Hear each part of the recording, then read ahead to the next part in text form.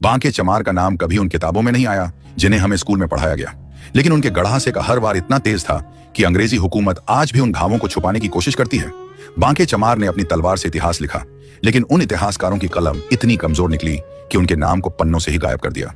जिन्होंने बंदूकों से लड़े उनके नाम स्मारकों में हैं, लेकिन जिसने अपने खून से लड़ाई लड़ी उसका नाम हवा में उड़ा दिया गया। इतिहास के पन्ने सजाए गए उनके नामों से जिन्होंने मैदान कभी देखा ही नहीं, लेकिन जो खेतों से उठकर लड़ाई में कूदे उनके लिए कोई पन्ना तक नहीं रखा गया। अगर बांके चमार का खून विशेष जाति का होता तो आज हमें उनका नाम भी दिन में 100 बार पढ़ाया जाता। स्मृतियों में वे बस गए जिन्होंने लड़ाई कभी शुरू ही नहीं की, लेकिन जो लड़ते लड़ते मिट गए उनके नामों को भी मिटा दिया गया। आज हम बात करेंगे उस योद्धा के बारे में जिसे इतिहास ने सिर्फ छुपाया ही नहीं बल्कि मिटा भी दिया। दोस्तों, अगर आप इस वीडियो को पूरी शिद्दत से देखना चाहते हैं तो आगे बढ़िए, वरना अभी छोड़ दीजिए, क्योंकि ये वीडियो उन साथियों के लिए है जो वाकई में बहुजन योद्धाओं के क्रांति से दिल से जुड़े हैं, जो उनके विचारों को सिर्फ सुनते नहीं जीते हैं।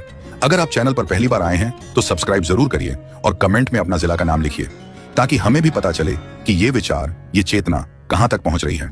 हमारे इंस्टाग्राम आज का अम्बेडकरवादी से जुड़िए। जो चीजें मैं यूट्यूब पे नहीं बता पाता उसे इंस्टाग्राम पे लाता हूं। अब चलिए हम आपको एक ऐसे दौर में लेके चलते हैं जहां जाने के बाद, सच जानने के बाद एक पल के लिए आपके भी खून में आग लग जाएगी। साल 1820 के आसपास की बात है।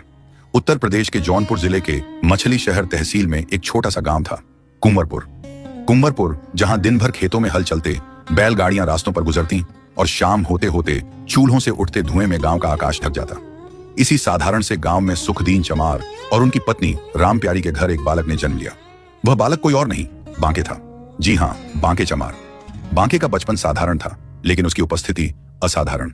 वह गांव के दूसरे बच्चों जैसा दिखता तो जरूर था, परंतु उसके अंदर छुपी चिंगारी बाकी बच्चों से अलग थी।